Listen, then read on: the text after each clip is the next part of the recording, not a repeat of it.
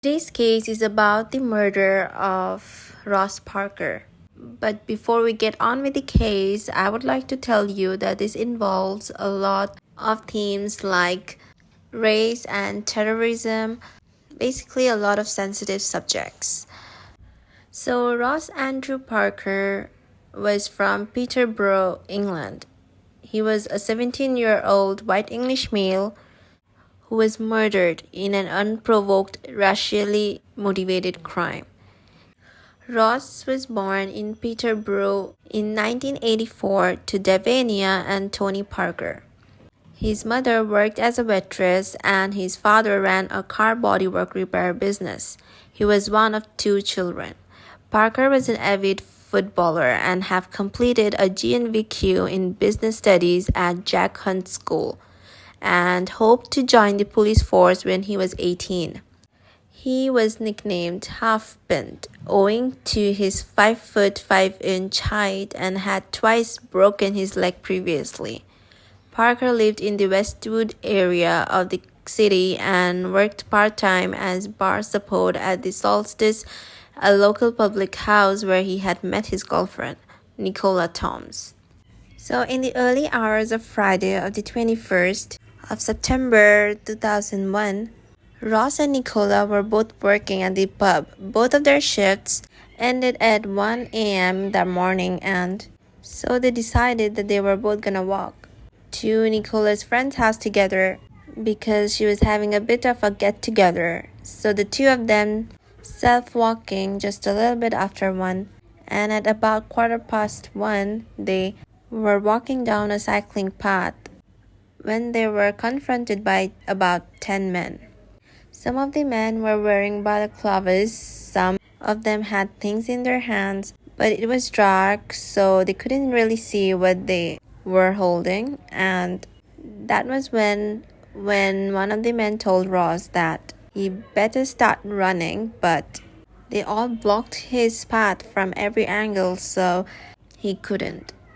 Then the men quickly sprayed him in the face with CS gas and he was punched in the stomach, then stabbed 3 times from behind through the throat and chest with a foot-long hunting knife. The knife penetrated completely through his body on 2 occasions, and as he was lying on the ground, he was repeatedly kicked and struck with a panel beater's hammer. Ross obviously at this point had fallen to the floor where a bunch of the gang members were kicking him while another one was hitting him over the head with a hammer. Meanwhile, Nicola ran to a nearby petrol station for help, and a man there gave her his mobile phone to call the police. While making the call, she twice heard Parker cry out in pain. By chance, she spotted a passing police car. She entered the car and guided the officer to the scene of the assault. Although Toms had only been away for a few minutes, by the time she returned, Parker had already bled to death and the gang had disappeared. So the next morning, police began a murder inquiry, but they knew it was going to be relatively hard to get any form of witnesses or any kind of information from the public. Since the attackers were in a large group, there was a possibility that it could be a gang or just a dangerous group of men. Well, they clearly were a very dangerous group that already murdered 1 person. So the chances of anyone bringing any information forward about them was very unlikely. And so members of community kind of banded together, all put some money together and raised a £1,000 reward for anyone to come forward with any information that led to an arrest. During the week following the attack, police received a lot of anonymous tips, which led to the arrest of 12 British Pakistani men. All 12 of these men, as they were being transported between police stations and things like that, they were taken in a police van and they actually vandalized the whole inside of all of these police vans. And it was clear that all these men were connected in some way, whether they were part of a gang, because they all used to chant the same thing. even when they were by themselves. They used to chant Taliban Osama bin Laden. They would do it when they were together in the police vans. They would do it when they were alone in that holding cells. They would say it to police in their questionings. This just seems like a very running thing along every single one of them. And then 5 days after the murder, 4 of these men were charged. And they were Sarfraz Ali, Ahmed Ali Awan, and Shahid Nazir, and Zaraf Mahrad. On 26 September 2001, Sarfraz Ali, Ahmed Ali Awan, and Shahid Nazir appeared in court, charged with Parker's murder. Zaraf Mahrad was charged the following day. However, by March 2002, all 4 defendants had been controversially released on bail. Parker's sister, Lynn, stated, "We can't begin to comprehend why they have been allowed out of prison at this stage." Parker's family were so concerned about the decision that they wrote a letter of complaint to the Home Secretary, David Blunkett. The Home Office refused to comment on the case, and the men remained free on bail. Can you imagine? The murderers of your brother was roaming freely when your brother had been suffered so badly that he had to die in such terrible way.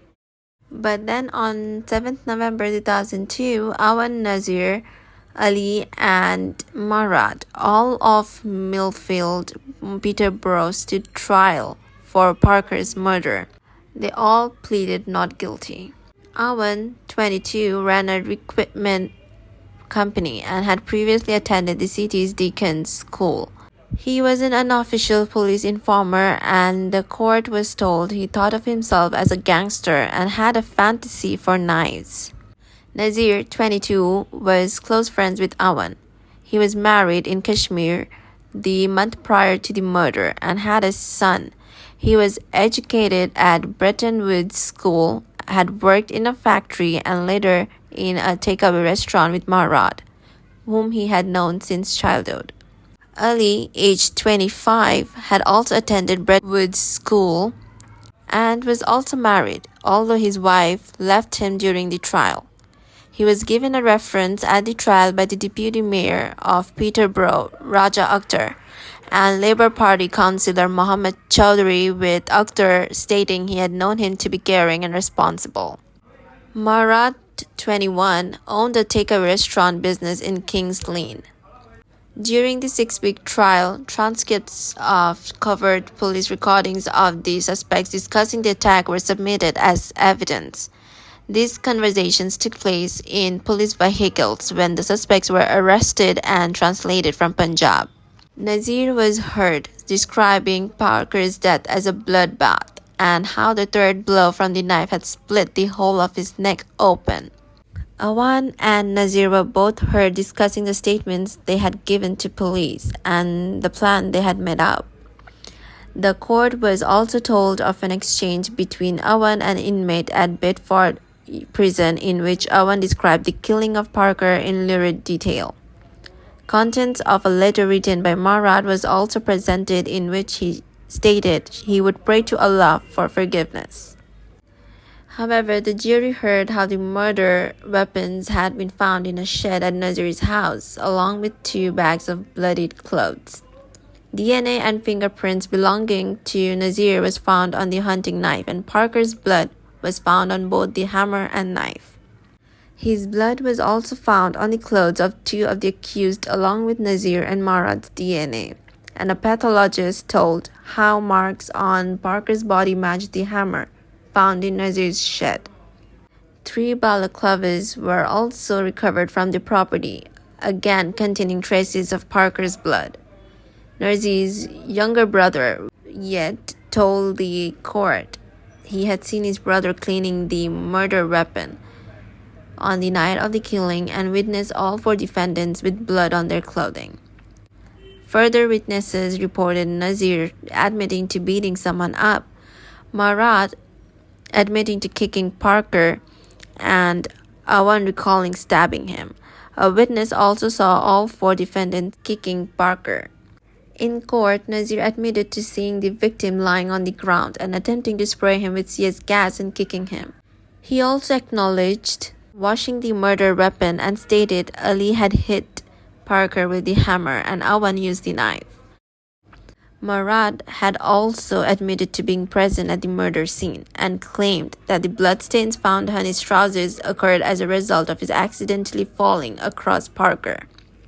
Ali, defended by Mohammed Latif, denied being at the scene and claimed to have been asleep at the time of the murder, although a recording from a police van indicated that this was a story that he had encouraged the others to stick to. Awan also denied being present and claimed he had been at home playing on his PlayStation, which shocked Awan, his brother. Finally, on 19th December of 2002, Nazir, Awan, and Ali were all found guilty of murder in unanimous verdicts. The judge, Sir Edwin Jowett, summarized the murder during sentencing.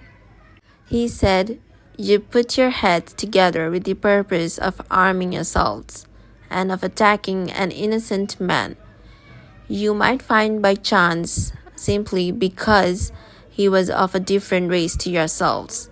A racist killing must be one of the gravest kinds of killing." The judge concluded that Awan had wielded the knife, was the ringleader of the group, and had intended to kill. The three received life sentences, with Awan to serve a minimum of 18 years and the others at least 16. Murad was cleared of murder and manslaughter. Awan and Nazir appealed against their jail terms in January of 2008, but their original sentences were upheld. Judge Justice Davis said he had taken into account moving statements from Parker's family. Ali appealed his sentence in July of 2009 and also had his sentence upheld. After the first two appeals, Parker's father suggested that the killers of his son should never be freed.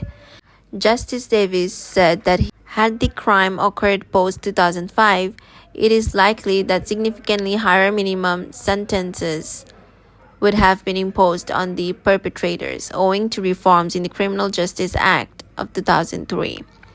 These reforms recommend a minimum term of 30 years for racially aggravated murder. Parker's murder led to increased racial tensions in Peterborough. At his former school, 3 Asian pupils were suspended for an attack on an Afro-Caribbean pupil. A relative of the victim then attacked an Asian teacher. In November of 2001, Home Secretary David Blanket banned all marches in Peterborough for 3 months as it was feared violence would be caused by the Anti-Nazi League and National Front, who both sought to hold protests on the same day. Parker's death also had a major impact on his family. His mother, Davinia, was unable to work for 3 months after Parker's funeral and came close to attempting suicide on a number of occasions. Parker's room was left largely untouched for 3 years after the incident because his parents were reluctant to tidy it. They described the room as a place they feel close to Ross. I can't even imagine the pain and sufferings the parents had to endure. Seeing your son die in a horrific manner like this must be very painful. My prayers and thoughts go out to his family. May his soul rest in peace. But that's all I have for today's video. Thank you all for watching, and don't forget to subscribe to my channel, and please suggest me videos if you want to in the comment section below. I will be very happy to cover that case for you. Give this video a thumbs up, and I'll hopefully see you in my next video. Till then, stay safe.